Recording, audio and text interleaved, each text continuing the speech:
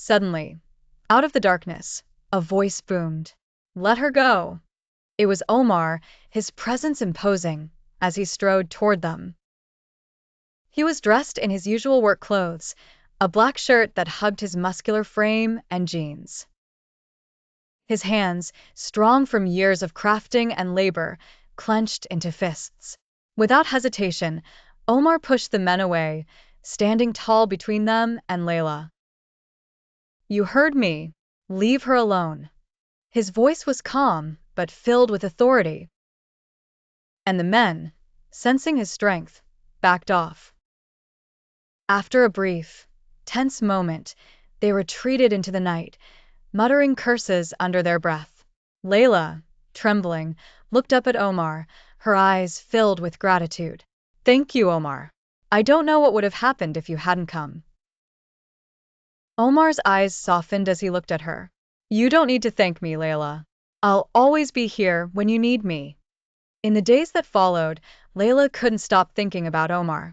The boy she once knew had grown into a man, strong, reliable, and brave.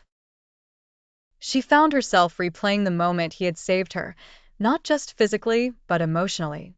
He was more than just a friend from her past. He had become someone she could truly depend on. One afternoon, Leila asked Omar to meet her at the park where they had spoken years ago. The old oak tree stood tall, its branches swaying gently in the breeze. They sat on the same wooden bench, but this time, the air between them was different, filled with unspoken understanding and shared history.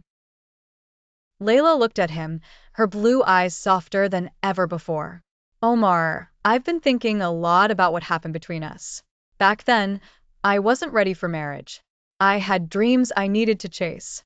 But now, is your offer still open?"